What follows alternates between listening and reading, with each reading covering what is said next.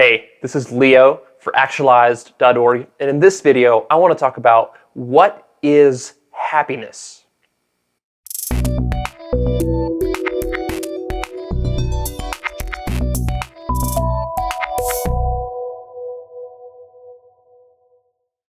Hey, welcome back, and let's crack into this topic. What is happiness?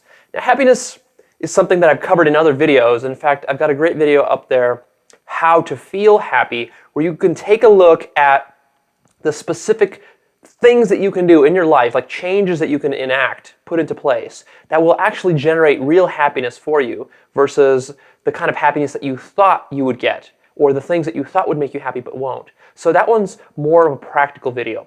This video, I'm going to give you some really deep understanding of what happiness is. So this one goes deeper. We're going at the core. And in fact, what we're going to do is we're going to say some things that are going to undermine and undercut and really contradict some of the stuff that we talked about in the previous video. And this is going to take a little bit of intellect on your part to work through some of these concepts, because there are many layers to understanding happiness and actually getting it working in your life. So let's crack into this. All right. What I really want to talk about here is I want to get some definitions straight, because when we say happiness, that can be such a generic term, it loses sight of anything real. And it's kind of like the word love. It tends to be so overused. We say happiness, we say love. Who the hell knows what these words mean anymore because of the willy-nilly way in which we use them? Well, I've been studying this stuff a lot, and I've been clarifying definitions in my own mind. And I'm not saying that my definitions are the right ones, but I'm saying that there are these concepts out there, and whatever you choose to label them, these are the concepts. So I'm going to go through them to get you a really good sense of what happiness really means. Because I'm sure that right now your understanding of what happiness is drastically different from what it really should be. And that is why you don't have happiness. That is why you don't have fulfillment. All right? And this is why you're out there and you're looking for something more, and you're wondering, what more is there? Something must be missing. What is missing? And you're looking for that missing piece. Here is the missing piece, and this is deep, and this is not something that you will be told almost anywhere else. So listen up and have an open mind about this, because some of these ideas are very likely to shatter your ego and to really bruise up your ego, because some of these things are not comfortable. Some of these truths are just not comfortable to come to adopt and understand. So happiness. Let's make a distinction right now between happiness, excitement. All right? Happiness and excitement. Two very different things. What you call happiness, when we just say happiness in our common parlance, what we're really talking about there is a form of excitement.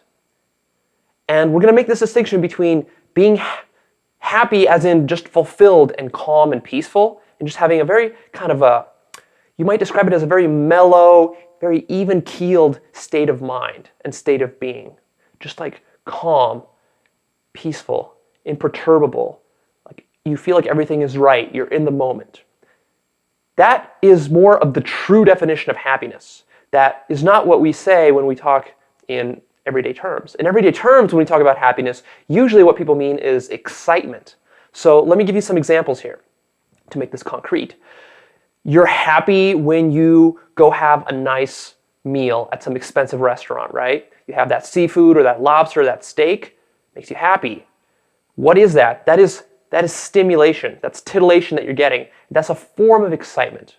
It's nothing crazy. I mean, eating a nice steak is not some crazy form of excitement. It's not like going on a roller coaster. You don't really get an adrenaline rushing through your veins, but it's still a form of excitement. And it makes you happy, we would say, right? Eating a nice steak makes you happy, or whatever your favorite food is. Then having some nice sex, right? Some amazing, mind-blowing sex, that tends to be a little bit more towards what we would consider excitement, right? Really, if it's mind-blowing sex, then it's like orgasmic, it's excitement, it's crazy, a lot of emotions, you're filled with chemicals and hormones. That is a form of excitement, but you also say that makes you happy, right? Having great sex makes you happy. How about going on that roller coaster? Obviously, that's a form of excitement. Makes you happy if you like those kind of things. Going to an amusement park ride makes you happy. So this is what we generally would say happiness is, and we tend to look for happiness in that way, is we look for stuff that will stimulate and excite us, right? We want to get into a stimulating relationship. We want to do stimulating things. We want to be doing stimulating hobbies. We want to be entertained in ever more stimulating ways. We want more stimulating movies. We want a more stimulating book, exciting book, something that's got drama to it, right? We want stimulation at work. We want to be working on some exciting project. We want stimulation with our friends. We want to go out and do something fun, maybe get drunk, do a little crazy, some adventure.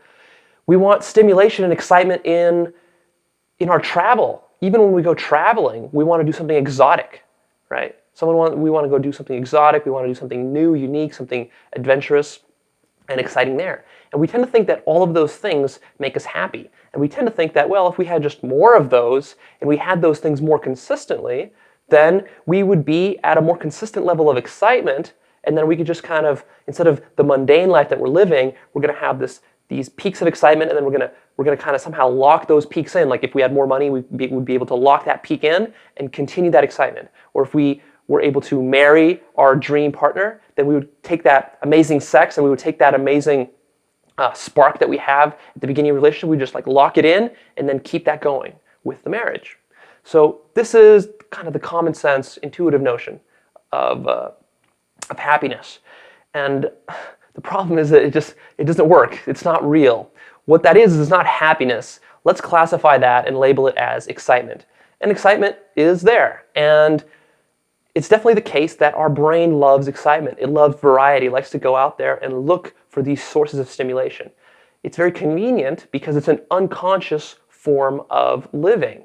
So when you're engaged in all these things, really, you're behaving in unconscious ways because you're just getting pleasure.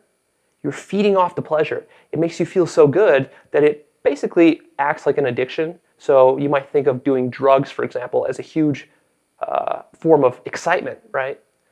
And if you do a hardcore drug like heroin, that gives you a big rush of excitement. But then also what you get when you do that is you get the highs, but then with the highs come the inevitable lows. And that's basically what's happening with your life, is that you are going out there and you're seeking stimulation in not as destructive ways as a heroin junkie, but actually, we might say, in equally destructive ways. Because what you're doing is you might not be destroying your body and your brain quite as badly, although many of you are with the food that you're eating. But you are destroying the potential and the arc of your life, the growth of your life. You're destroying that by all this stimulation that you're plugged into, from TV news, to internet, to movies, to hanging out with your friends, to partying, to drinking, to even that job that you're really excited about. All that stuff, in a sense, is limiting you. And the reason that is because you're trying to get stimulation from it. And that is different than real, genuine happiness. Let me now talk about what genuine happiness is. And now, this is not something that I would talk about with a newbie who's just being introduced in personal development, because I would say that if you're just getting started, and right now your life feels pretty miserable, and you're having trouble paying the bills, you're having trouble at work, trouble in relationships, you've got emotional wounds that need work. If you've got these problems, work on those first rather than going after genuine happiness, because genuine happiness is going to take you some time to really wrap your brain around and to get it working in your life. Genuine happiness is this. It's a feeling of peace and calm and contentment. So that means that you are content with whatever is happening in the moment. You're not thinking about the future. You're not thinking about the past. You're not plugged in to any particular source of stimulation. You're not watching the TV. You're not doing this. You're not doing that. It's just you are happy right now, just as you are. You're just content.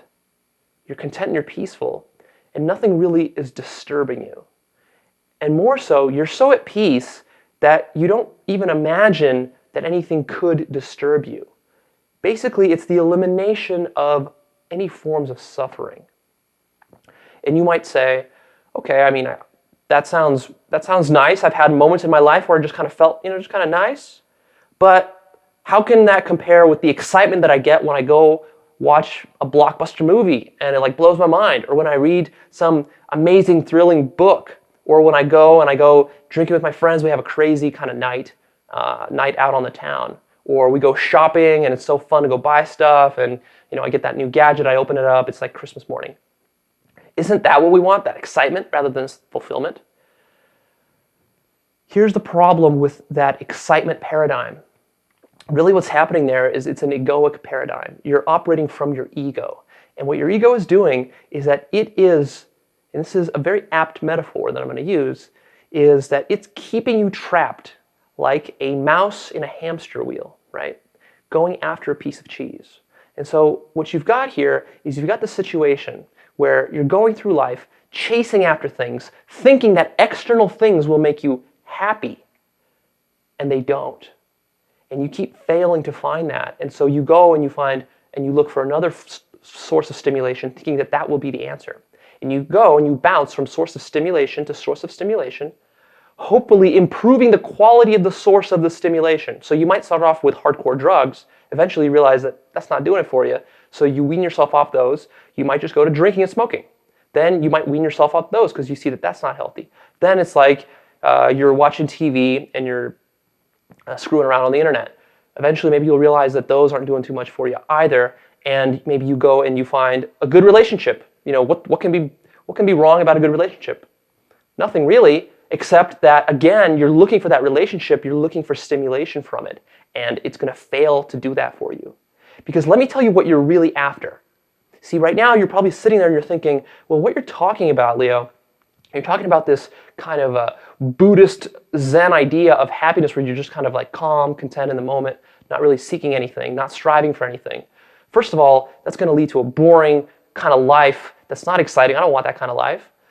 But then you're also probably thinking that that's not what happiness really is. Here's what you got to understand. And really ask yourself this. The whole life that you've been living so far, what has it been? 20 years, 30 years, 40, 50, 60 years? Have you actually gotten what you wanted out of life? Have you actually gotten it? Do you have it right now? I mean, you've chased many things. You've been a hamster in that wheel for your whole life. Have you gotten it? Have you gotten that cheese? Have you gotten what you were really after? Let me tell you what you were really after. What you were really after is you were after that moment of peace that happens after the stimulation ends. That's why you're pursuing that stimulation. So let's say, for example, that a new movie comes out and you're really excited to go see that new movie. What you're really that moment in that whole arc of going to see the movie, watching the movie, coming out of the movie, and then going back home, the point where you're really happy and fulfilled is at the end of it. If you were so excited for something that you get it, it's at the end of it that you get a little bit of a release. It's like, oh, that was nice, right? Like, that was nice. I've been waiting for that movie for months. I saw it. It was nice. And now it's kind of like a little bit of a release. And then notice yourself. What's going to happen is that maybe within a few minutes, an hour, maybe the next day, it will vary what the period is going to be, but within a relatively short amount of time, your brain is going to say, okay, what's next? What is next? And it's going to look for the next source of stimulation. Because what's going to happen is you're going to start to feel empty inside. It's going to feel like, okay, I was stimulated by that movie, and that was a nice experience, nice 2 hours in the theater, eating my popcorn, sitting there with my friends, laughing or crying or just enjoying it, whatever. Like, I want more of that. So what you do is now when you're alone and by yourself and you're just kind of quiet, you don't feel happy because you're kind of addicted to that original source of stimulation. And so your brain says, what's next? What's next? You're only going to be happy for a short period of time until your brain says, next. More stimulation, more stimulation, more stimulation, another hit of heroin, another hit of heroin, another hit of heroin, right? That is exactly what is happening. And what this does to your life is it creates this roller coaster. This roller coaster that you have in life, you right now think that, well, Leo, you can't be happy all the time. I mean, this is life. In life, you've got happy times, you've got sad times, and life is supposed to be like this. There are ups, there are downs. Everyone says there are ups and downs. Okay, This is the point where I come in and tell you that, remember, this was supposed to be an advanced video, advanced ideas. So this is not for the newbie. For the newbie, this is way in over your head. You go watch the other videos where I tell you how to be happy right now by tweaking a couple of variables in your life. This is for the advanced student of personal development. Okay, here's what I'm going to tell you, is that that's actually not true. That roller coaster ride, it's created by you, and all the suffering in your life is created by you. This is a hard idea to get your head around. And actually what you do is you do not ever get your head around it because your ego prevents you from doing that. Your ego will not allow you to understand this idea. So really, this is where enlightenment work comes in. This is when you start to really research enlightenment and you start to experience it for yourself and you start to do the meditation, the contemplation work that really takes to start to dissolve your ego. What you do is you undertake this journey of working on yourself on very deep levels where you start dissolving your ego to the point where eventually your ego fades away and this excitement that you were after you no longer seek because you see that it doesn't make you truly fulfilled. And you become as happy as humanly possible by yourself without needing any stimulation. Just because that is your natural state. Your natural state is 100% peace and calm and fulfillment. That is your natural state. But you are so far removed from that because you've been so addicted to stimulation and your ego cannot even fathom anything else and is so set on your survival and your reproduction that it's not going to allow you to do this. It's not going to allow you to actually experience this in your life until you go through a rigorous process of dismantling your ego. So that is real happiness. It's happiness in the moment. It's happiness by yourself. And it's getting rid of that roller coaster ride. Because every excitement that you're after, that's the peak. And that peak is necessitating a down. Sometimes you can mitigate those, and sometimes you can get away with the peak and the down you can kind of minimize so the down's not quite so much. But still, that roller coaster ride that is your life, has been your life up to this point, you've been creating that because you have an ego that is out there looking for sources of stimulation which it ultimately doesn't need and which ultimately never will fulfill you. You're looking for psychological fulfillment in the external world, and it simply does not exist. And what you are is you are literally a hamster in a wheel chasing after a piece of cheese, and that piece of cheese is an illusion. It does not exist. And therefore, you will never be fulfilled. You will never be truly happy. You can be stimulated, but you will never be truly happy in your life if you operate from this egoic paradigm. I'm calling this the egoic paradigm. And this is a paradigm that you are operating on. It's the paradigm that 99.999% of every human on this planet is operating on. I'm still operating on it, but I'm making some changes right now to start getting rid of that. So this is advanced stuff, and I'm going to bring you more videos on enlightenment and how you can go about doing that process. But to end on something that's very practical, if you want to start experiencing this, then here's how you can do it. Just a little idea for how you can do it. First of all, unplug yourself from as much stimulation as possible and start to meditate. And I would even encourage you, beyond just doing meditation, I have videos on that. Do 20 minutes of meditation every day for the rest of your life. I recommend you commit to that. The second thing I recommend is that you do this exercise, which is I want you to lock yourself in a room, your bedroom, your living room, wherever, where nobody can disturb you, where there is no stimulation. And I want you to set a timer, an alarm clock, whatever, for 2 hours.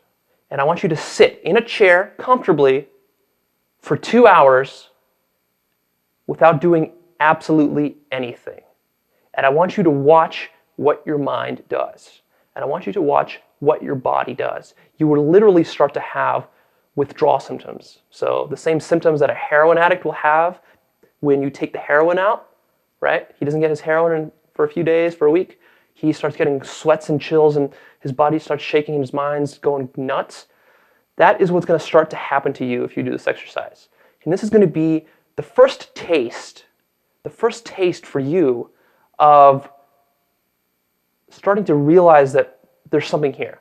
Because right now you're of two minds. You're probably either thinking, this is crazy, this guy is wrong, I'm already happy in my life, I'm already fulfilled, and I know that if I just get that one last missing piece, that boyfriend or girlfriend, that hit that weight that I want at the gym, or if I get that career or that car that I want, then I'm going to be fulfilled. I just know I will be.